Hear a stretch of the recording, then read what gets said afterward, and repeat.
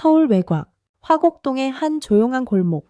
고급 승용차들이 좀처럼 지나가지 않는 이곳에선 세월의 흔적이 묻어나는 낡은 오토바이 소리가 하루의 평범한 시작을 알리곤 한다.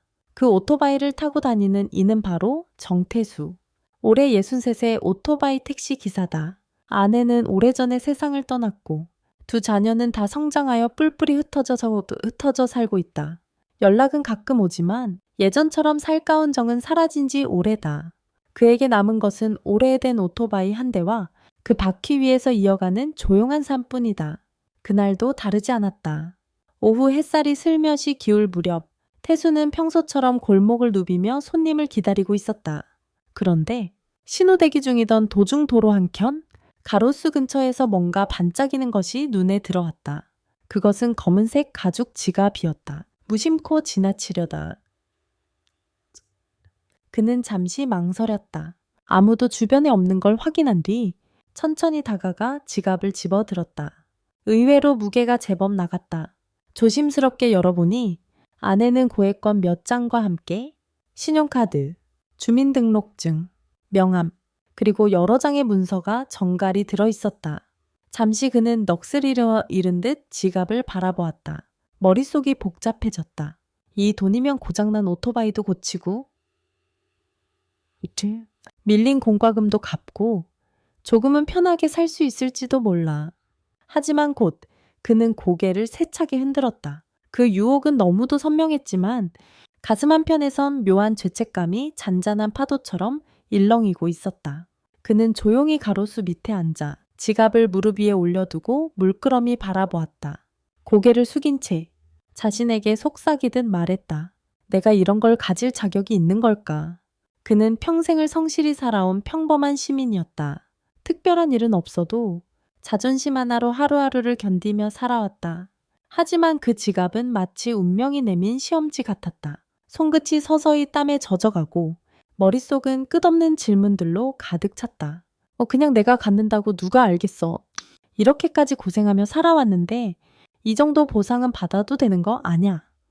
기억 속에서 지난 세월의 고단함이 하나둘 떠올랐다. 젊은 시절 하루에 두세 개씩 일을 뛰어도 생활은 나아지지 않았고 아내와 함께 입에 풀칠하듯 살아왔던 나날들. 그 모든 시간들이 한순간에 교차하며 그의 가슴을 조여왔다. 그런데도 어쩐지 마음 한편이 자꾸만 무거워졌다. 그는 다시 중얼거렸다. 이거 정말 나한테 필요한 건가? 아니면 그냥 또 다른 짐일 뿐인 건가? 정태수는 그 지갑을 손에 쥔 채 여전히 움직이지 못한 채였다. 시간이 흐를수록 그 안에 든 돈이 점점 더 무겁게 느껴졌다. 그것은 단순한 종이 뭉치가 아니었다. 그것은 다 새로운 삶의 가능성이자 동시에 무거운 죄책감의 씨앗이었다. 이 돈이면 아파트 전세 보증금 일부도 될 수 있고 고생하던 나날들도 조금은 덜 수 있을 텐데 그 순간 아내의 목소리가 마음속에서 되살아났다. 우린 가난해도 사람답게 살아야지. 돈 때문에 사람을 잃으면 안 돼요. 아내 영숙은 생전에 항상 그런 말을 했다. 병상에 누워있으면서도 태수에게 도리를 잃지 말라고 당부하곤 했다. 그 시절의 기억은 마치 오래된 필름처럼 눈앞에 펼쳐졌고 그 기억은 태수를 붙잡았다. 그럼에도 불구하고 마음 한구석에서는 아직도 유혹이 꿈틀거리고 있었다. 이걸 돌려준다고 해서 누가 칭찬해줄 것도 아니고 난 그냥 가난한 오토바이 기사일 뿐인데 왜 꼭 내가 착해야 하지? 그때 그의 주머니 속 핸드폰이 울렸다. 화면엔 딸 정하늘의 이름이 떴다. 든테일이 떴다. 잠시 망설였지만 그는 전화를 받았다. 하늘아, 아빠 지금 좀 복잡한 상황인데 말이다. 무슨 일이에요? 아빠, 목소리가 왜 그래요? 하늘의 목소리는 걱정스러웠다. 아빠가 길에서 지갑을 하나 주었는데 말이지. 안에 돈이 꽤 많고 카드나 신분증도 있더라. 이걸 어떻게 해야 할지. 아빠 솔직히 많이 흔들린다. 한동안 정적이 흐르다가 하늘의 목소리가 조심스럽지만 단호하게 이어졌다. 아빠, 절대 가지면 안 돼. 안 돼요. 아빠가 늘 저한테 했던 말 기억 안 나세요? 우리 집은 가난해도 양심만큼은 부자라고. 아빠가 그런 분이란 걸 제가 제일 잘 알아요. 그 말에 태수의 가슴이 뭉클해졌다. 자신이 딸에게 무엇을 가르쳐 왔는지, 어떤 아버지로 기억되고 싶은지를 다시금 떠올렸다. 그러나 그의 갈등은 끝나지 않았다. 그날 저녁, 그의 사촌형인 정춘배에게도 전화가 걸려왔다. 춘배는 한때 공장에서 함께 일하며 생계를 이어갔던 정많은 형이었다. 태수야, 나 같으면 그거 그냥 갖는다. 솔직히 네가 그동안 착하게 살아서 뭐가 달라졌냐. 이제 좀 너도 자신을 챙겨야지.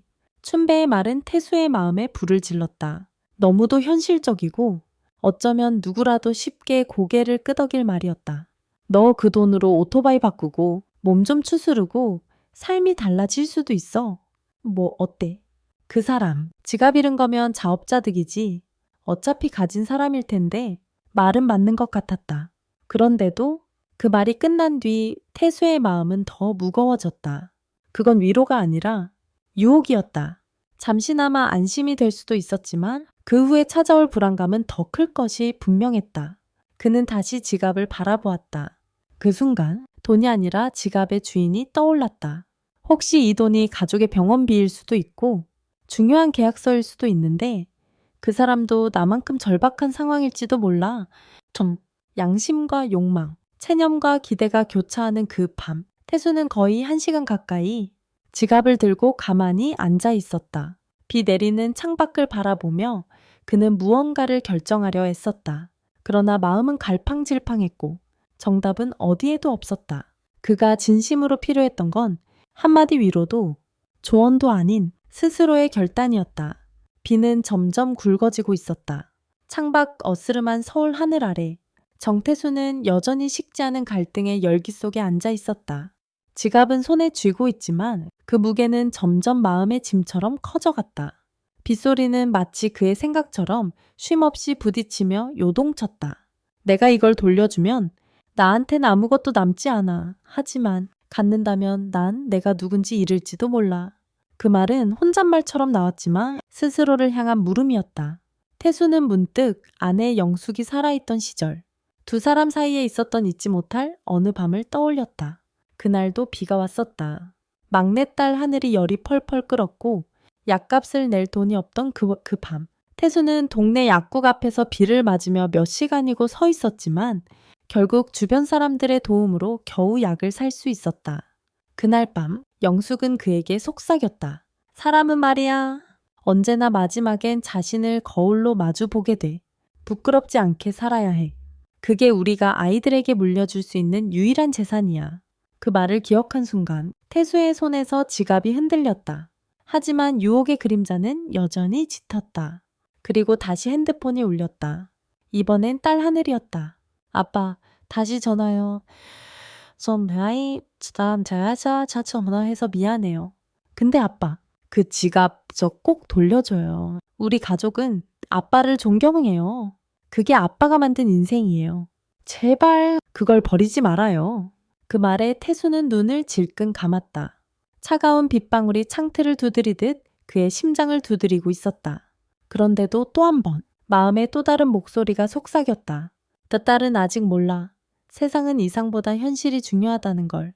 정직하게 산다고 배고픔이 사라지진 않잖아. 그 순간 그는 무심코 한숨을 내쉬며 지갑을 다시 들여다보았다. 그 안에 든 이름표, 주소, 연락처가 눈에 들어왔다. 주인은 이혜진, 서울 강남구에 사는 한 남성. 나이는 42. 그리고 문득 하나의 가능성이 그의 머릿속을 스쳤다. 뭐 혹시 이 사람이 이 돈이 없으면 큰일이 나는 상황일 수도 있잖아. 그는 전화를 걸까 말까 고민하다가 경찰서로 가기로 마음을 굳혀졌다. 경찰에게 맡기면 적어도 떳떳하고 뭔가 잘못되더라도 책임은 자신에게 있지 않을 것이라는 생각이었다. 그때 비를 맞고 걷던 어느 모퉁이에서 낯익은 얼굴이 나타났다. 어르신, 오랜만이에요. 그는 예전에 태수의 오토바이를 몇 번 이용했던 단골 손님, 박도윤이었다. 도윤은 젊지만 예의 바르고 늘 감사 인사를 잊지 않던 청년이었다. 도윤은 태수의 손에 들린 지갑을 보고 멈칫했다. 그거 혹시 주우신 건가요? 태수는 솔직하게 털어놓았다. 그래, 이걸 주웠는데? 안에 돈이 많더라고. 내가 마음이 참 복잡하구나. 도윤은 그의 눈을 바라보며 천천히 고개를 끄덕였다. 어르신, 제가 감히 뭐라 말씀드릴 순 없지만요. 사람은 다 약해질 때가 있잖아요. 근데요, 약해질 때마다 양심을 내려놓는다면 결국엔 그 양심이 버리는 것 같아요. 그 말은 태도매야 전해내야지. 자 태수의 마음에 깊이 박혔다. 전에 접어오대는 어린 청년이지만 말은 무겁고 울림이 있었다. 그 순간 그는 무엇을 해야 할지 조금은 선명해진 듯한 기분이 들었다. 지갑을 다시 가방에 넣으며 그는 작게 말했다. 고맙다. 도윤아, 너 말이 맞는 것 같구나. 그리고 그날 밤 태수는 다시 혼자 남았다. 비는 여전히 창을 두드렸고 그의 머릿속엔 두 개의 목소리가 계속 충돌하고 있었다. 하지만 이제는 그 충돌이 어느 한쪽으로 기울기 시작하고 있었다. 이른 아침, 서울은 아직 축축한 비의 흔적을 간직하고 있었다. 정태수는 밤새 한숨도 자지 못한 얼굴로 거울을 바라보았다. 눈밑은 푸석푸석했고 입겐 아직 망설임이 남아 있었다. 그는 조용히 지갑을 다시 꺼내어 책상 위에 올려놓았다. 마치 무언가를 시험하듯 자신이 그것을 볼 수 있는 거리에만 두었다. 거기엔 아직 말없는 유혹이 숨쉬고 있었다. 이걸 가져가면 편해질 수 있어. 누구보다 편해질 수 있지. 하지만 그게 정말 행복일까? 태수는 지난 60여 년의 삶을 천천히 떠올렸다. 수많은 밤샘 노동, 허름한 방 한 칸에서 시작한 가족, 그리고 병든 아내와 병원비 때문에 쩔쩔매던 날들. 그 속에서 그는 항상 나는 괜찮다고 스스로를 속여가며 살아왔다. 그러나 이번만큼은 그 괜찮다는 말이 허상처럼 느껴졌다. 그는 다시 핸드폰을 들었다. 이번엔 딸 하늘이 아닌 경찰서에 전화를 걸었다. 여보세요? 강성경찰서죠. 제가 지갑을 하나 주었는데 안에 돈이 좀 많습니다. 지금 가져가도 될까요? 담당 경찰은 차분하게 대답했다. 예, 바로 오셔도 됩니다. 분실 신고 들어온 건 아직 없지만 접수하시면 저희가 확인해 드릴게요. 전화를 끊고 그는 조용히 자리에서 일어났다. 빗물이 조금 남아있는 거리로 나서며 발걸음은 무겁지만 분명했다. 그리고 오토바이를 타려다 다시 그 자리에서 멈췄다. 그냥 걸어서 가자. 오늘만큼은 뭔가 다르게 느끼고 싶었다. 차가운 공기, 아침의 냄새, 길가의 나무들 모두가 평범한 듯 했지만 오늘은 그 어느 날보다 특별했다. 경찰서로 향하는 길. 그는 몇 번이나 걸음을 멈추고 하늘을 올려다보았다. 구름 사이로 햇살이 비추는 순간 마음이 조금 가벼워지는 것 같다. 트임워너카르담. 내가 지킨 건 돈이 아니라 내 자신이야. 경찰서에 도착하자 담당 경찰이 그를 맞이했다. 태수는 간단히 사정을 설명하고 지갑을 건넸다. 그리고 기다리는 동안 의자에 조용히 앉아 눈을 감았다. 15분쯤 지났을까? 문이 열리고 한 남자가 들어섰다. 깔끔한 정장 차림. 구두는 반짝였고 손에는 노트북 가방이 들려 있었다. 남자의 눈이 책상 위 지갑을 보자마자 번쩍 뜨였다. 저게 제 지갑입니다. 정말 찾을 수 있을 거라 생각 못했어요. 남자는 곧 경찰에게 설명을 마친 뒤 정태수를 향해 다가왔다. 혹시 이 지갑 주우신 분이신가요? 태수는 고개를 끄덕였다. 네, 제가 주웠습니다. 아내 돈이 많길래 고민은 했지만 결국 이렇게 가져왔네요. 남자는 한동안 태수를 바라보았다. 그리고 허리를 깊이 숙이며 말했다. 디지심으로 저더너더메라 감사첨행 춤네니체이다. 저는 이혜진이라고 합니다. 한 건설사의 대표이사예요. 이 지갑 안엔 단지 돈만 있었던 게 아니라 오늘 체결 예정인 수백억 원 규모 계약서 원본이 들어 있었습니다. 그 말에 태수는 얼떨떨했다. 상상도 못한 진실이었다. 단순히 돈 몇 장이 아니라 수많은 사람들의 미래가 달려 있었던 것이다. 혜진은 조용히 그의 앞에 앉았다. 선생님, 저에겐 오늘이 회사의 운명을 결정짓는 날이었어요. 만약 이걸 잃어버렸다면 정말 많은 사람들이 일자리를 잃었을 겁니다. 선생님 덕분에 모두 살았습니다. 그 순간 태수의 눈에 눈물이 맺혔다. 지금껏 수없이 버티며 살아온 인생이 누군가에겐 이렇게 큰 의미가 될 수 있다는 사실이 처음으로 가슴에 와닿았다. 이혜진 대표의 말은 정태수의 마음에 깊은 울림을 남겼다. 그의 눈빛은 단순한 감사를 넘어선 진심 어린 존경심으로 가득 차 있었다. 태수는 난처한 듯 고개를 숙였지만 속으로는 마음이 조금씩 풀리고 있었다. 선생님, 혹시 지금 무슨 일 하시나요? 무슨 도움이든 드리고 싶습니다. 그 말에 태수는 쑥스럽게 웃었다. 그냥 오토바이로 사람 좀 태우고 소일 삼아 하는 거죠? 특별한 일은 없어요. 혜진은 고개를 끄덕이며 태수의 손을 조심스럽게 잡았다. 저희 회사에 현장 관리나 차량 운행 업무를 도와줄 분이 필요합니다. 정규직은 아니더라도 안정적인 수입이 될 거예요. 혹시 관심 있으시면 제안 드리고 싶습니다. 태수는 순간 말을 잇지 못했다. 단순히 지갑을 돌려준 것만으로 이런 제안을 받는다는 것이 믿기지 않았다. 그는 조용히 손을 흔들었다. 고맙지만 난 그냥 오늘 내가 한 선택이 부끄럽지 않았으면 좋겠다는 마음뿐이었어요. 혜진은 그의 말을 묵묵히 들으며 고개를 숙였다. 그 어떤 보상보다도 이 사람의 인격과 양심이 무엇보다 빛나 보였다. 그날 오후 태수는 경찰서를 나와 다시 천천히 걸었다. 바람이 뺨을 스쳐갔고 오토바이보다 걸어가는 발걸음이 훨씬 가볍게 느껴졌다. 구름 사이로 햇살이 내려와 길 위에 금빛 무늬를 그렸다. 집에 도착해 현관문을 열자 딸 하늘이 문 앞에 앉아 있었다. 아바! 그녀는 태수를 보자마자 일어나 안겼다. 눈가가 촉촉이 젖어 있었다. 전화 끊고 너무 걱정됐어요. 혹시라도 아빠가 그 지갑. 태수는 고개를 끄덕이며 미소 지었다. 아니야. 아빠는 아빠가 누구인지 잊지 않았단다. 그 말에 하늘은 울음을 터뜨렸다. 딸의 눈물은 기쁨과 안도의 눈물이었고 태수의 마음 속에도 조용한 평화가 깃들었다. 그날 저녁 작은 식탁에 둘이 마주 앉아 김치찌개를 나눠 먹으며 그들은 긴 시간을 이야기했다. 삶이란 언제나 시험을 준다는 것. 그리고 그 시험에 어떻게 답하느냐에 따라 미래가 바뀐다는 것. 그날 밤 태수는 처음으로 미소를 지으며 잠에 들었다.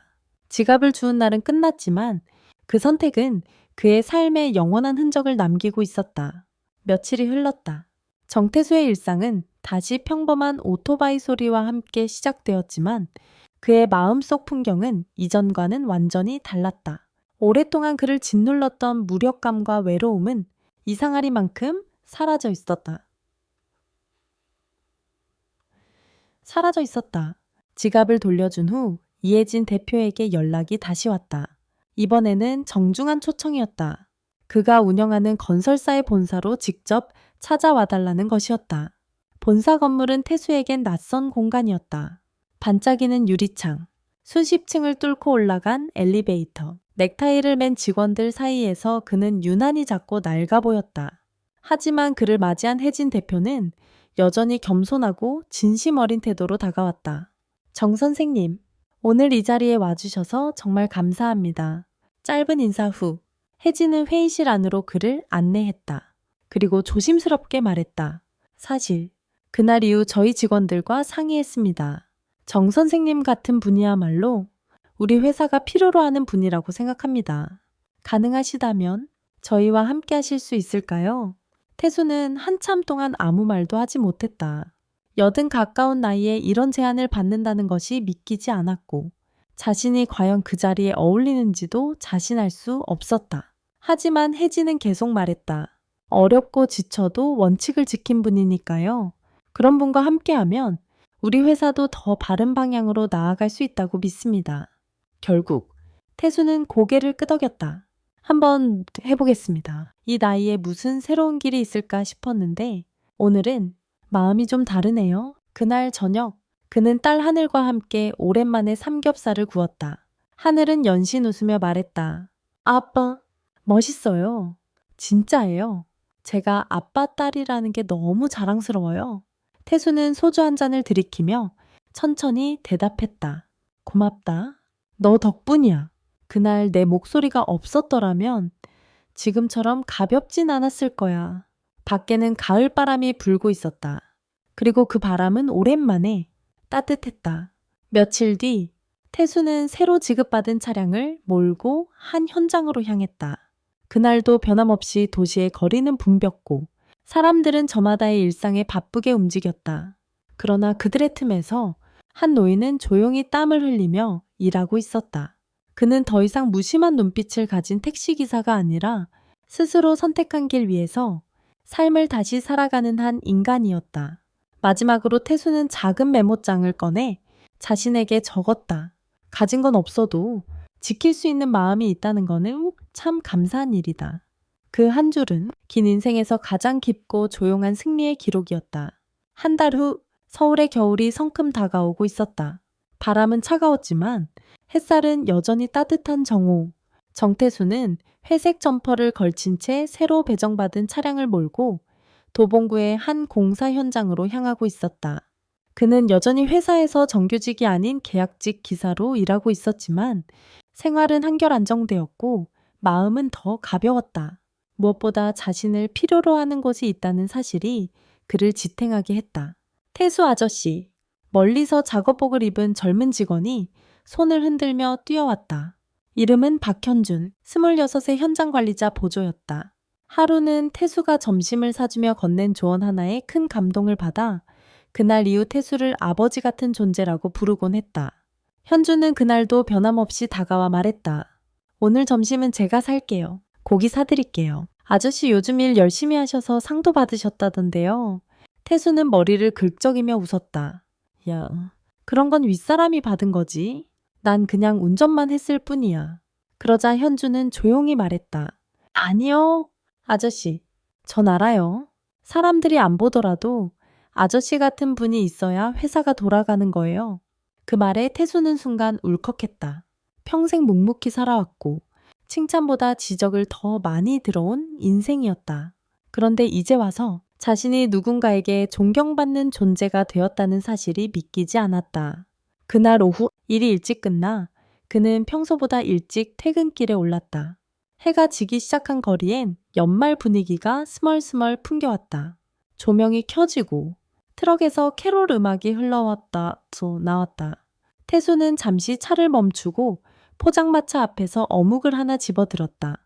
그때 누군가가 다가와 말을 걸었다. 혹시 정태수님 맞으시죠? 놀란 태수가 고개를 들자 그곳엔 양복을 입은 한 중년 여성이 서 있었다. 그녀는 자신을 이혜진 대표의 누나 이하영이라고 소개했다.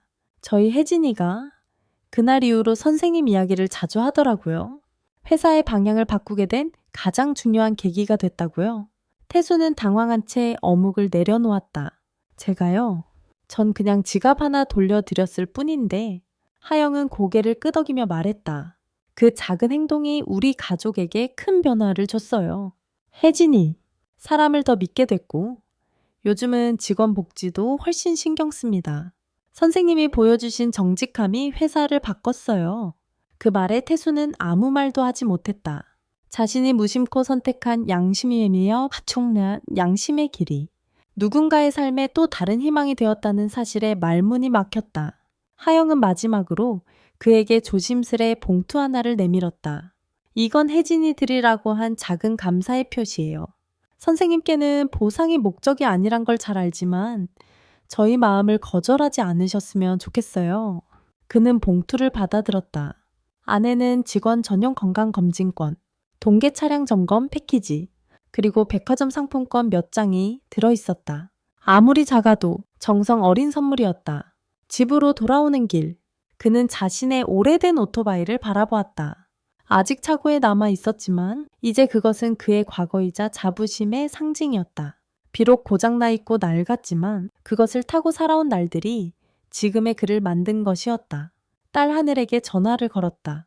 하늘아, 오늘 아빠한테 선물 같은 날이었단다. 또 무슨 좋은 일 있었어요. 태수는 하늘의 웃음 섞인 목소리를 들으며 조용히 대답했다.